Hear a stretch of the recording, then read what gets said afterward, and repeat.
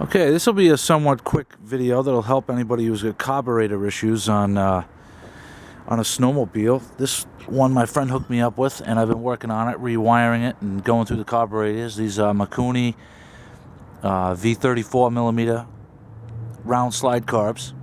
Now, I went through and cleaned them one time already, but one of the issues I was having was with the float needle and seat. What it was doing is it wasn't closing all the way. It was out of whack a little bit even after I cleaned it, and it's been flooding the engine out, and I'm winding up with fuel coming out the exhaust, and the crankcase is filling with gas because this is allowing, it's flowing into the engine. We don't want that. So I'm going to show you how to clean these up. These needles here are like 30 bucks a piece for this particular Arctic Cat. So I'm going to show you a tip that I know that's going to help you, and it's going to cost you next to nothing if you have Q-tips, a drill, and some metal polish. You'll be able to seal these right up nice and clean and eliminate the sticky needle issue. Alright, let's get to it. So here we are, nice little clean table, and what we're going to do is any kind of metal polish that's good on brass will work just fine. I'm using Mother's on this one. Shake it up good. Now what I recommend is that if you're having issues with flooding, pull your bowls, fill this, and make sure the floats actually float in gasoline. If they don't float in gasoline, you got to replace your floats. You're wasting your time trying to do this. So what we do is real simple. Anything that works on brass will work just fine. Q-tip in the drill.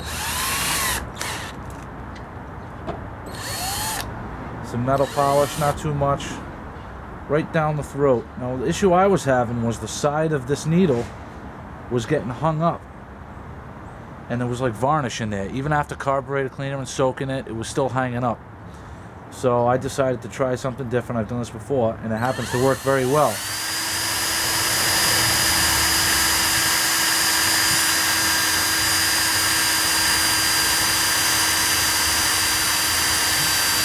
You'll see it turn really black. That's the metal polish working beautifully. Now the closer we get this to smooth, the more mirror-like it's gonna be inside. Little carburetor cleaner, can shoot that right out of there.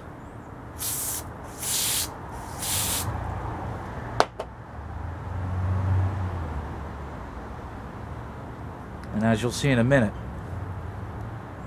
this will look like a mirror. And that the more mirror-like it is, the better it'll seal, the easier the needle will slide up and down. Now let's see if you can see what the inside of this looks like after about 1 minute. Yeah, you can see that pretty good. Nice and smooth. Nothing's going to hang up. The needle's not going to get caught. Now you also got to check your needle. As long as the tip of your needle right here is not deformed or has a groove in it, then you'd be all set.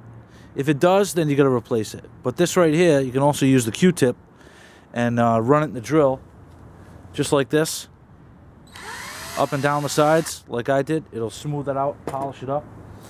And the way you can test it when you're all done is drop it in. With any kind of carburetor needle, the first thing you want to do is make sure that it goes just like this. You want it to fall out. It shouldn't bind up or stick. If it falls out, you're in good shape. If it sticks, you need to clean it better or polish it up.